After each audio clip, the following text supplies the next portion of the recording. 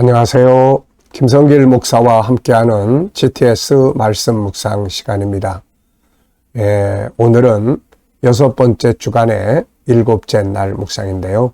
오늘 묵상의 주제는 함께 나누기가 되겠습니다.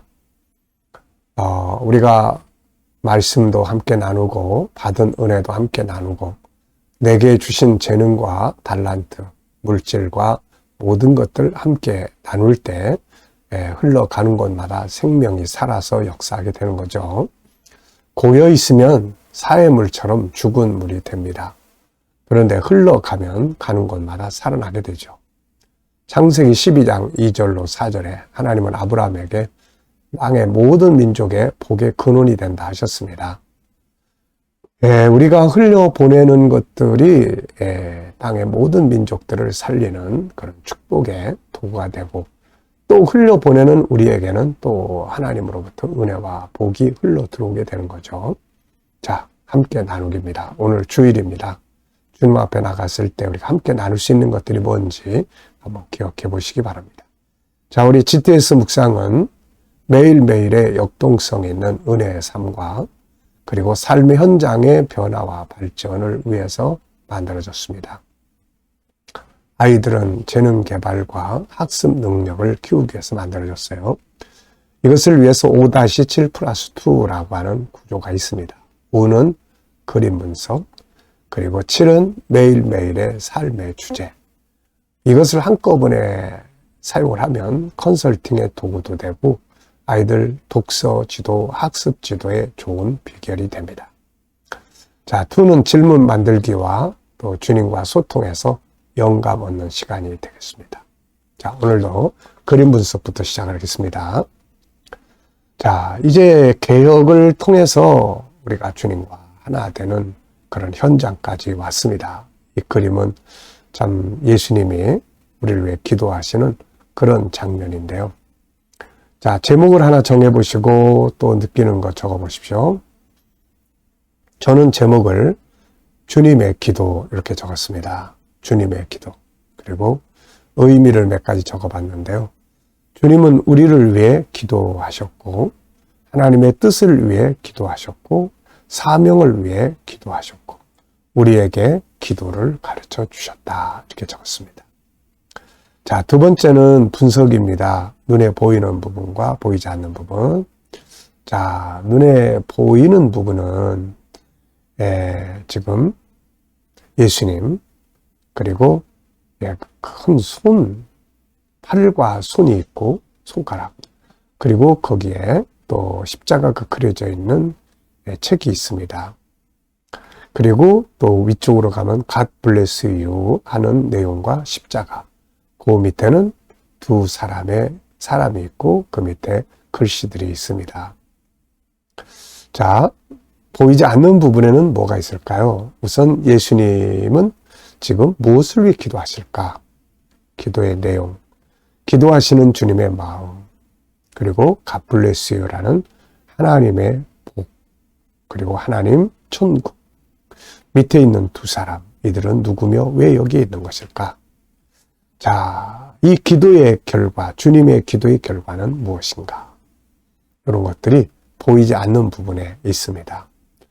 자, 세상에는 보이는 부분만 있는 게 아니라 보이지 않는 부분이 많죠. 알지 못하는 방법이 더 많고요. 이거 항상 찾아야 됩니다. 찾기 위해서는 질문이 필요하죠. 자, 세 번째입니다. 그림에서 가장 중요하다고 생각하는 거. 저는 주님도 기도하셨다라는 문구를 적어봤어요. 예수님도 기도를 하신 거죠.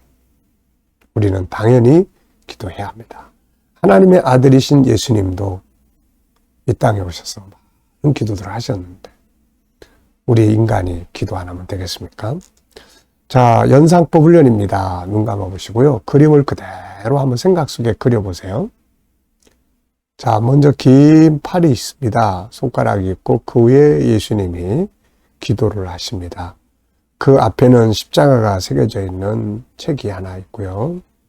자, 저 위로 올라가면 God bless you라는 영어 글씨가 있고 십자가가 있습니다. 그리고 그 밑에 우측으로 두 사람이 있고요. 그 밑에 영어 글씨들이 있습니다.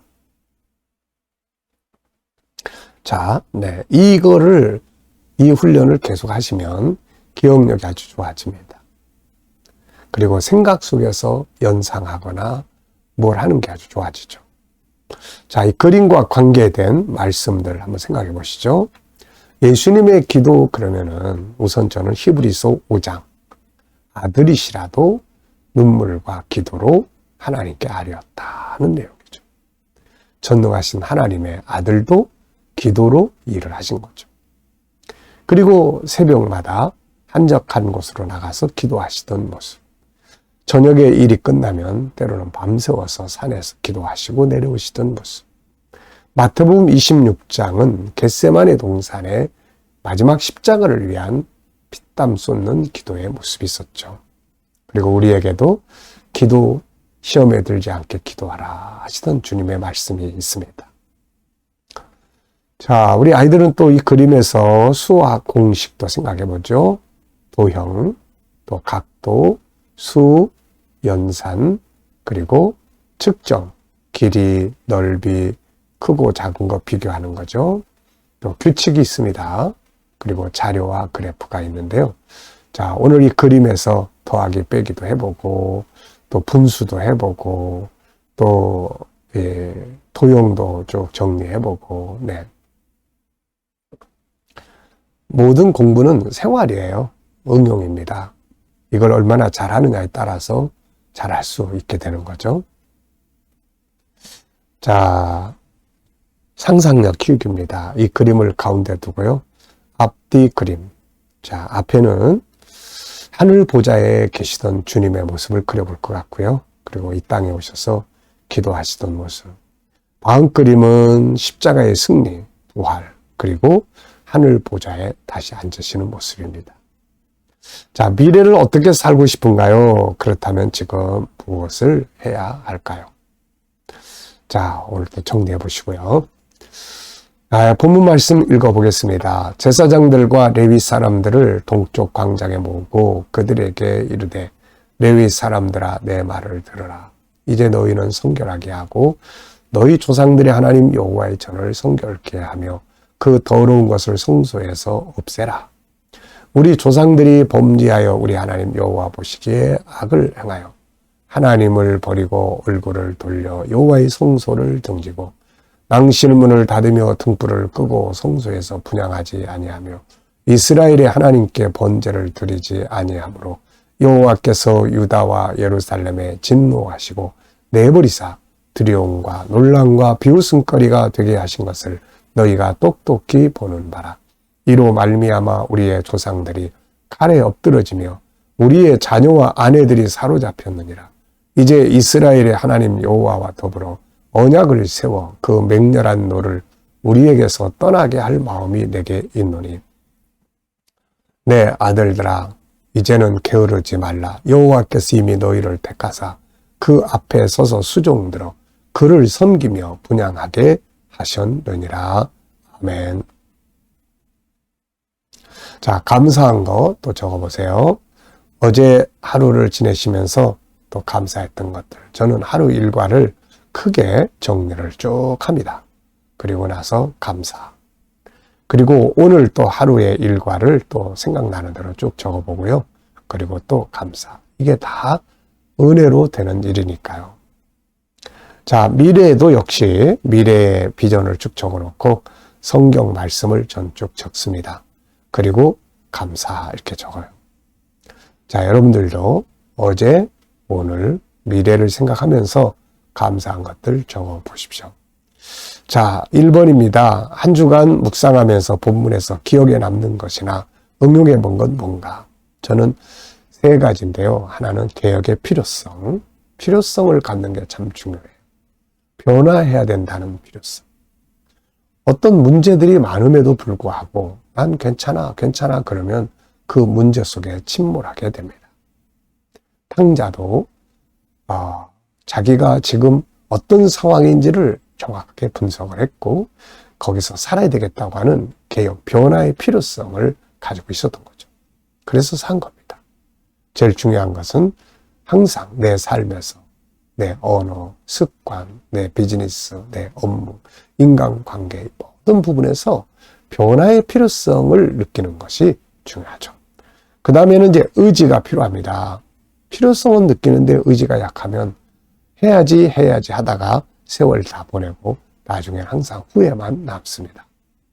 의지, 이 히스기야는 우리에게서 떠나게 할 마음이 내게 있다. 의지죠, 의지.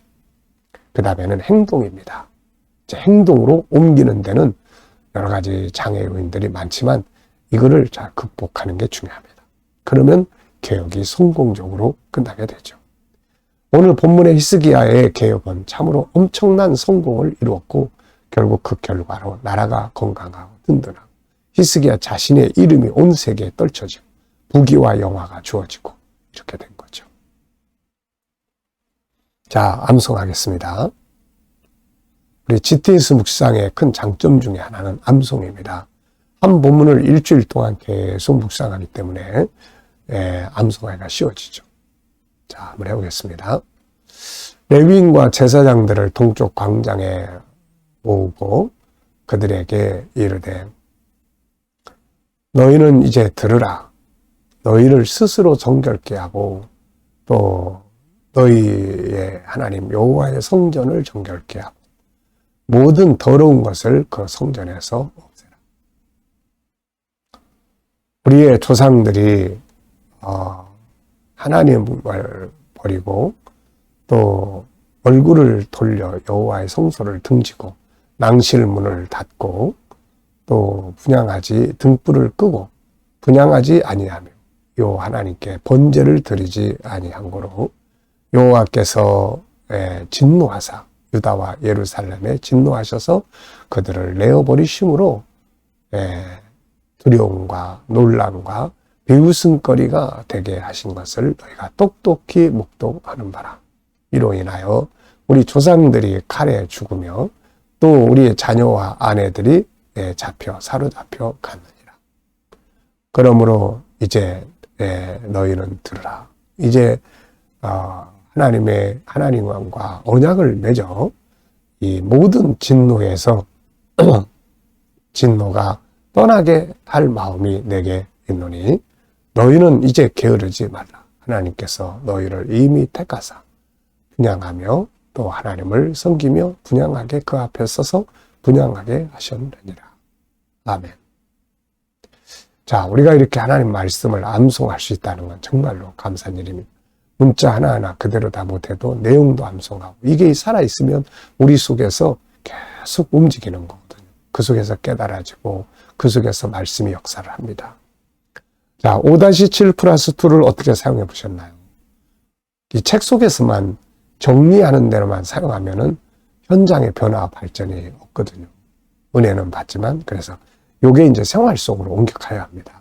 그래서 5-7 7가지 주제로 그날 생활 속에서 살아보는 연습을 하고 저는 3가지로 사용을 합니다. 하나는 제가 아침마다 묵상할 때 항상 7가지 주제를 꼭 생각을 합니다. 그 다음에는 이제 아이들과 GTS 묵상을 나눌 때, 목회자들과 나눌 때, 그리고 또 이제 생활이죠. 제 생활 속에서 어떤 일들을 처리할 때 저는 항상 7가지 주제를 한번 뺑 돌려봅니다. 그래서 그 중에서